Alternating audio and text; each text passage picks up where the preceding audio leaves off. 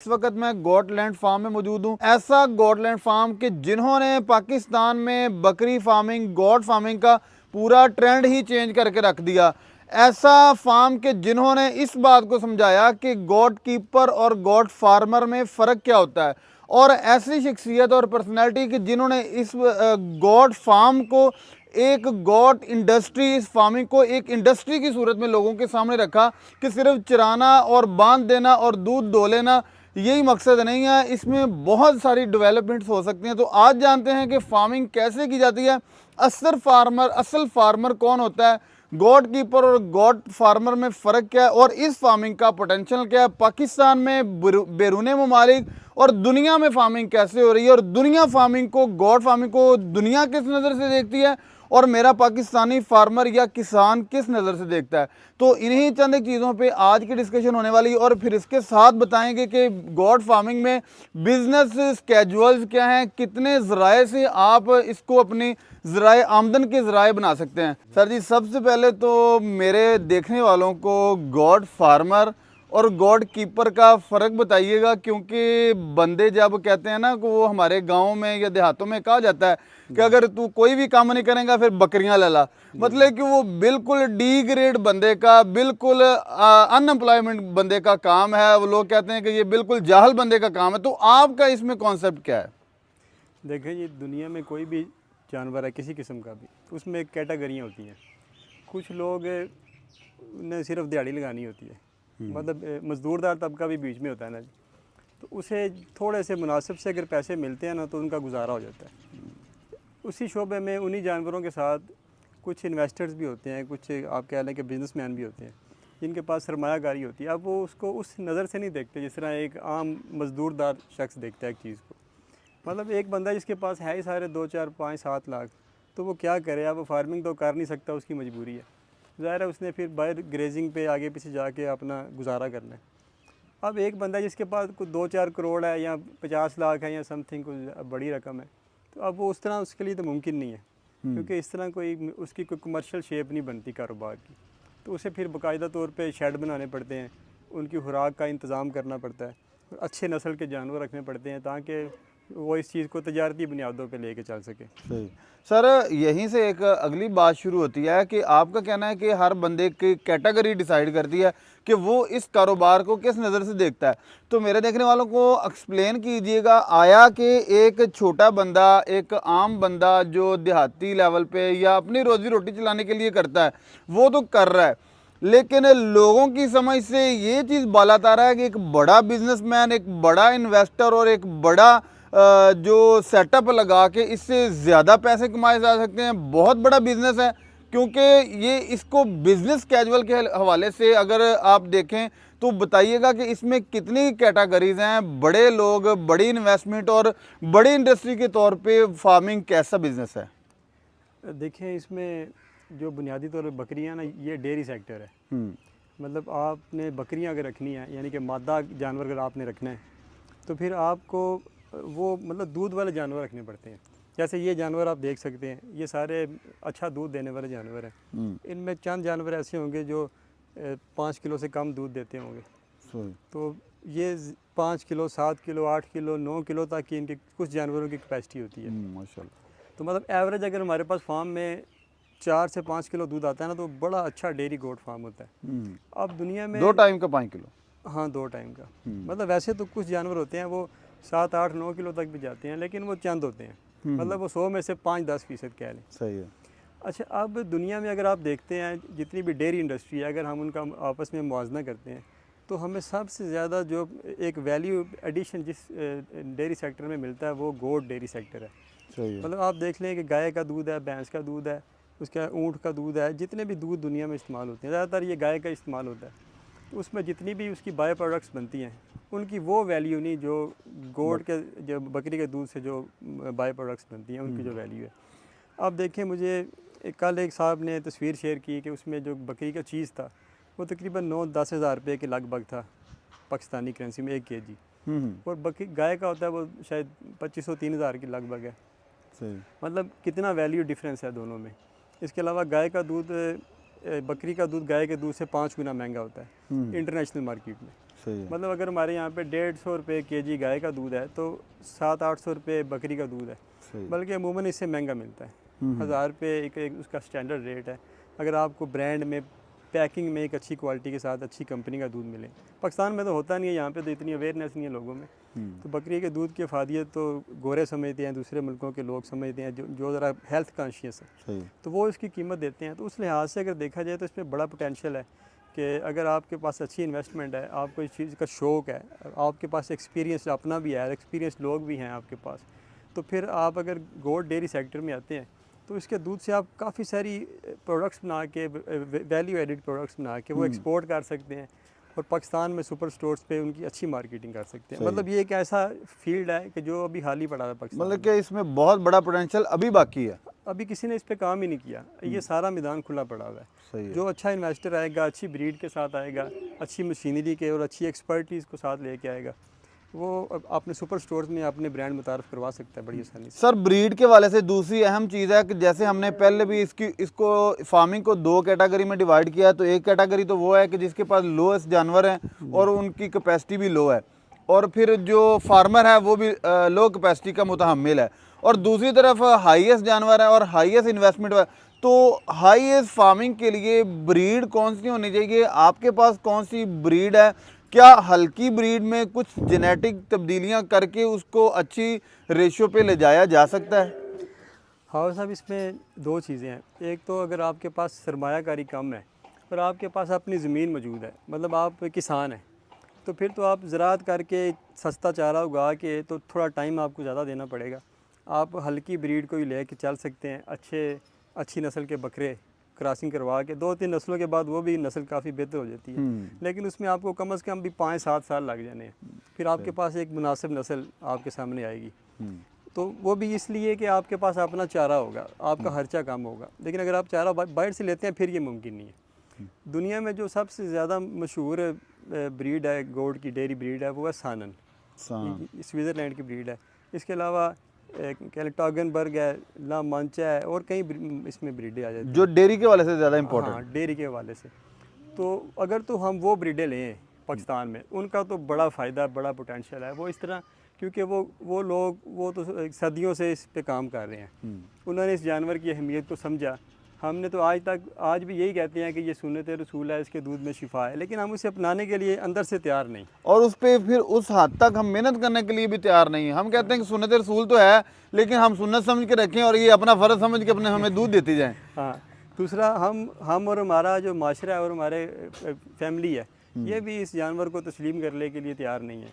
वैसे कह देंगे कि बड़ा बाबरकत है, लेकिन उनका अंदर नहीं मानता। जी जी बिल्कुल। तो उन कौमों ने, वो बेशक मुसलमान नहीं थे, उन्होंने सदियों पहले ही इस चीज़ की अहमियत को, वैल्यू को समझा, उन्होंने ब्रीड पे काम किया। ब्रीड पे काम। अब ये सानन और सारी ब्रीड ये डेवलप हो चुकी हैं, मतलब इन सब का कद काठ एक जैसा, रंग एक जैसा, फिज़ीक एक जैसी, दूध की कैपेसिटी एक जैसी, तो ये डेवलप हो चुकी है ब्रीड। अगर हम वो ले आते हैं तो वो फिर हमें बड़ा फ़ायदा देती है उनका, क्योंकि जेनेटिक बैकग्राउंड भी होता है सारा, पता होता है कि ये बिल्कुल डिजीज़ फ्री है, इनकी मिल्क कैपेसिटी इतनी है, बच्चे देने की कैपेसिटी इतनी है, इतना साल ये दूध देती हैं, वो सारा डिफाइंड है।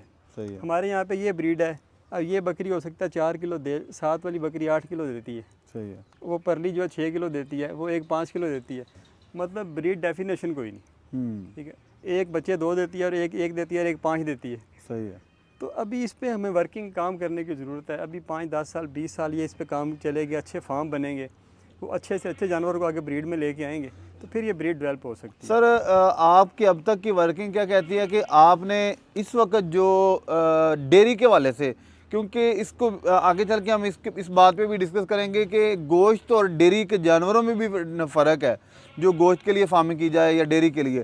तो सर डेयरी पे ही बात करते हैं, तो आपने पाकिस्तान की कौन सी ऐसी ब्रीड है जिसको आप इस वक्त, जो पाकिस्तानियों की ज़ुबान ज़द आम हो, जिसको आप समझते हो कि ये डेयरी के वाले से कम अच्छी ब्रीड है, जो आपकी आजमूदा भी हो? देखिए, जो हमारे पास अभी ब्रीड है ना, ये इसे कहते हैं अमृतसरी ब्रीड उर्फ़ आम में। इसमें 2 रंग होते हैं, एक काला सफ़ेद होता है, एक सुर्ख सफ़ेद। वो परली देख लें, ये काला सफ़ेद है, काले भी होते हैं, ब्लैक, बिल्कुल इसमें भी सफ़ेद है, देख लें।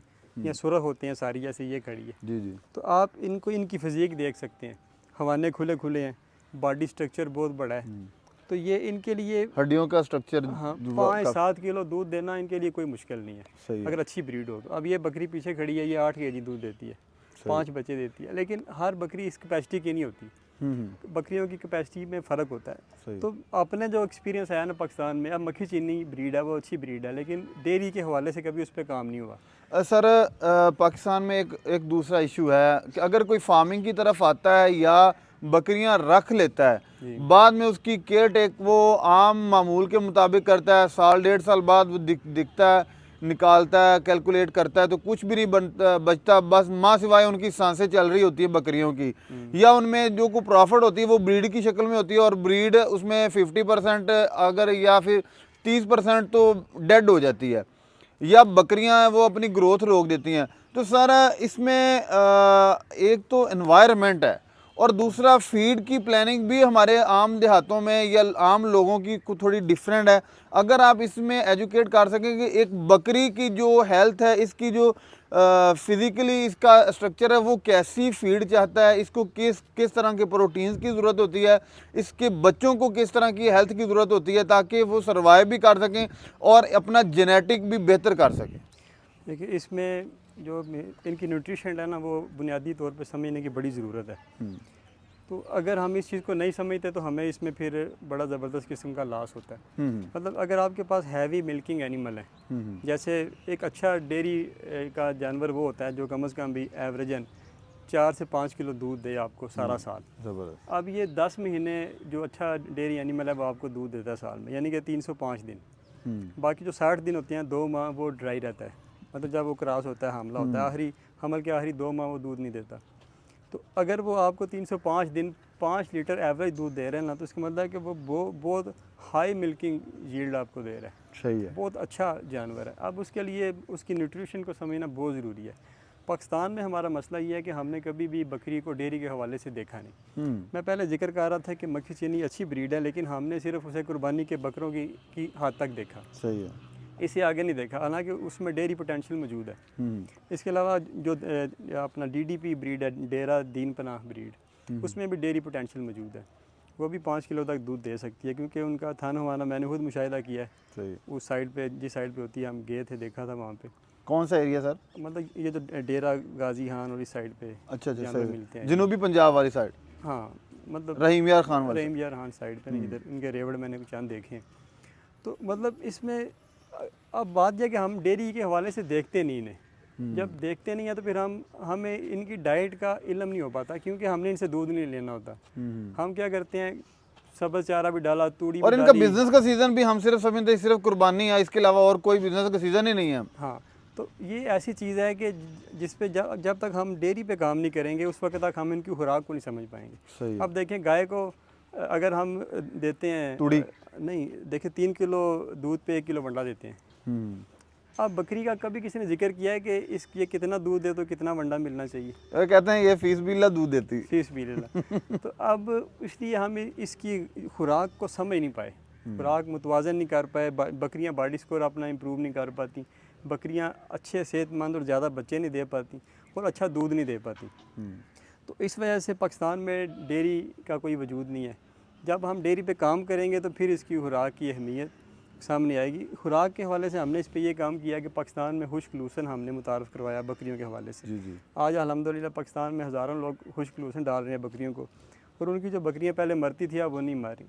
इसके अलावा हमने अपना एक TMR फीड के नाम से वंडा भी मुतारफ़ करवाया, वो भी काफ़ी पॉपुलर है बकरियों में, हम भी इस्तेमाल कर रहे हैं यहाँ पे। मतलब जो इनकी खुराक है उस पर हमने काफ़ी वर्किंग की है, लेकिन असल वर्किंग तब सामने आएगी जब इंडस्ट्रियल लेवल पे गोट डेयरी पे काम होगा। फिर उसमें आप कह लें कि फीड इंडस्ट्री सामने आएगी, एक्सपर्ट सामने आएंगे, तो फिर जो एक फीड फार्मूलेशन तैयार होगी वो मैं समझता हूँ आज से भी बहुत ज़्यादा बेहतर होगी। सर इसके बिजनेस को डेयरी, गॉड डेयरी को और जो काओ है डेयरी को, आप कैटल की डेयरी और जो गॉड की डेयरी है, इनमें आप क्या देखते हैं कि डिफरेंस? अखराजात भी काफ़ी कम है और बिजनेस पोटेंशियल इसका कैसा होगा? इन दोनों का अगर मुवाजना करें तो इसमें आप किसको ज़्यादा ग्रेड देते हैं?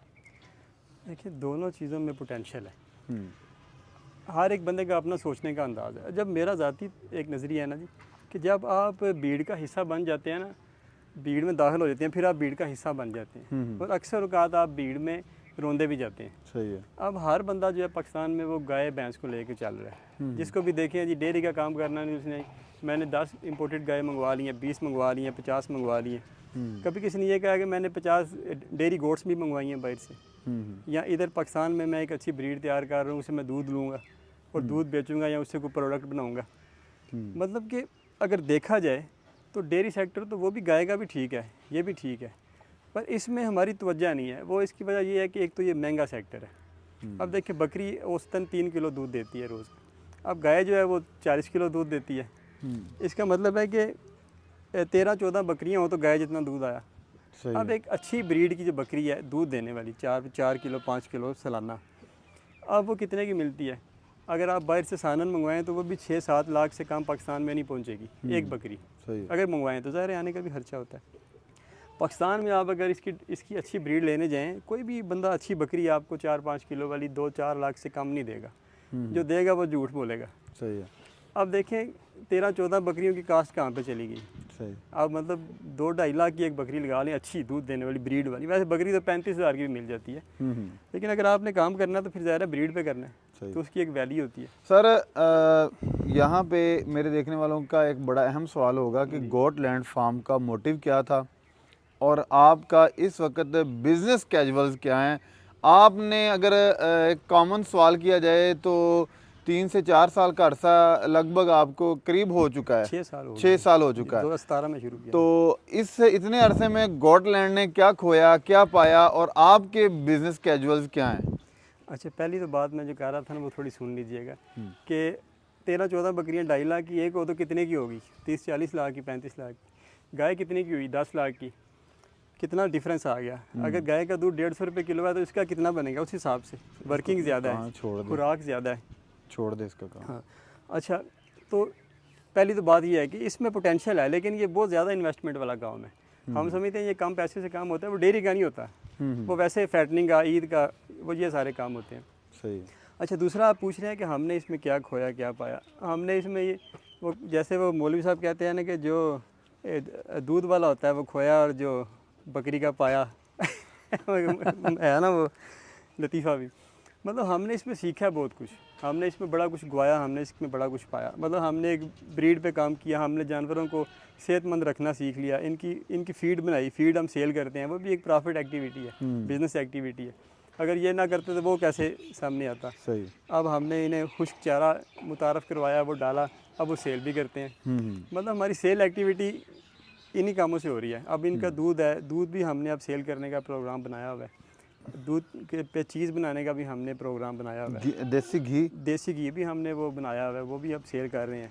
है ज़रा महंगा 12,000 रुपये केजी लेकिन आप यकीन करें कि 12,000 केजी में भी वो हमें पल्ले से पड़ता है, लेकिन क्योंकि नया नया प्रोडक्ट है इसलिए। एक बकरी के कितने दिन के दूध से 1 किलो बनता है? ये तो आप कह लें कि 1 मन दूध हो तो उससे 1 किलो बनेगा। अच्छा, 1 मन में से? हाँ, तो वो आप जब मन दूध बकरी से लेते हैं फिर पता चलता है आपको आपकी कास्ट कितनी ऊपर चली जाती है। महंगाई भी आपको पता है कितनी हो चुकी है। तो मतलब हमने इसमें प्रोडक्ट लाइन में आया, हमने बकरियों की प्रोडक्ट्स खाने की बनाई, बकरियों के दूध से प्रोडक्ट्स बनाई। आगे टोटल इस वक्त कितनी प्रोडक्ट्स हैं मिनिमम जो आपकी इस गोट के हवाले से चल रही हैं?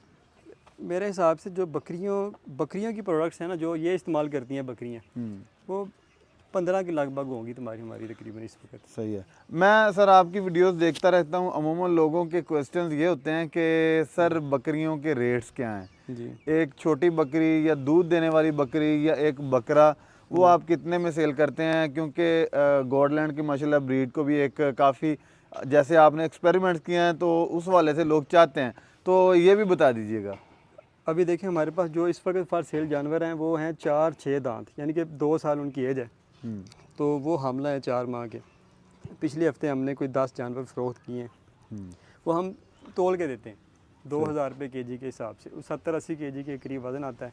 वो 1.5 लाख के आगे पीछे जानवर बनता है। उसका ये फ़ायदा होता है कि वो 4 से 6 दांत पे हम जाके क्रॉसिंग में डालते हैं। वो अपना बॉडी स्ट्रक्चर बना चुका होता है।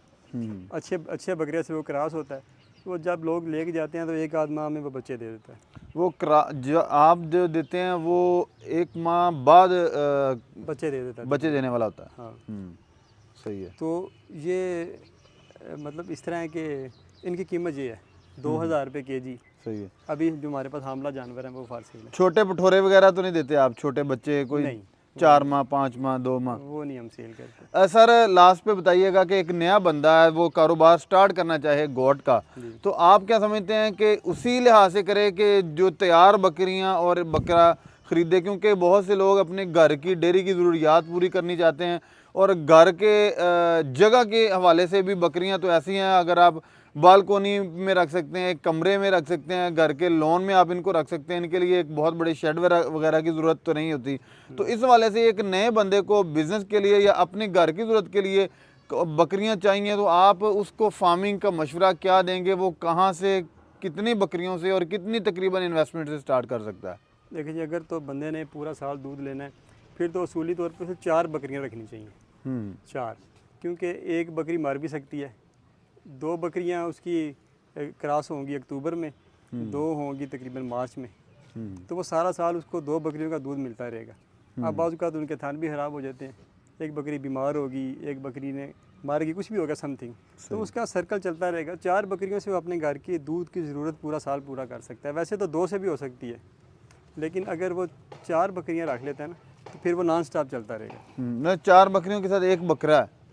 हाँ, बकरा लाजमी है। देखें बकरी बेशक एक हो या बकरियां 20 हो या 50 हो या 100 हो, अगर आपके पास बकरा नहीं है ना तो वो बकरियां आपकी किसी काम की नहीं। मतलब 20-30 बकरियां भी हों तो एक ब्रीडर बकरा जो है आपको गुजारा कर जाएगा? हाँ, बकरी एक हो या 20 हो, बकरा लाजमी चाहिए।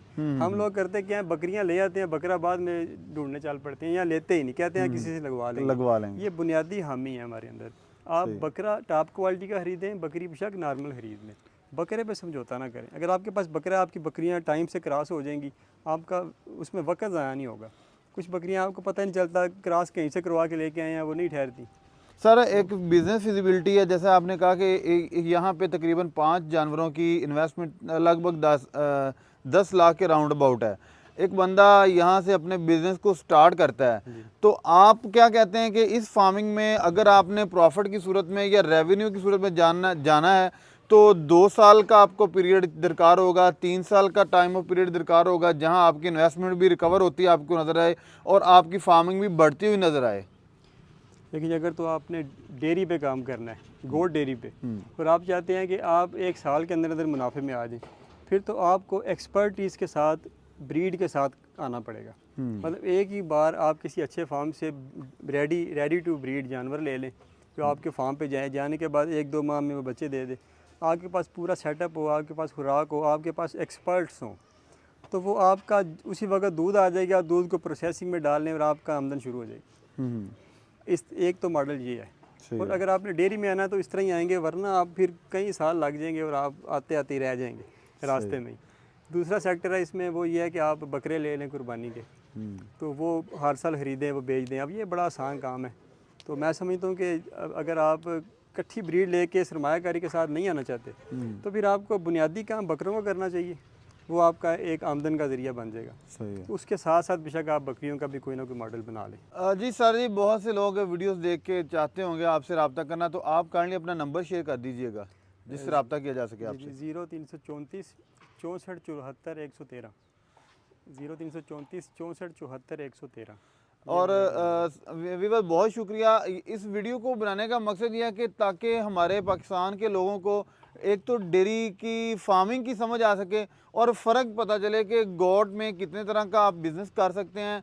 और जैसा कि ये बेअन ही हक है, सही बात है कि ये बहुत बड़ी इंडस्ट्री है, लेकिन समझा जाए, सोचा जाए और इस पे वर्किंग की जाए और तहम्मुल और इस्तिकामत से इस फार्मिंग को अगर किया जाए तो। इसके साथ ही अपने मेज़बान हाफ़िज़ इकराम को दें इजाज़त। इंशाअल्लाह नई वीडियो में दोबारा मुलाकात होगी, तब तक के लिए अल्लाह ने के बाद।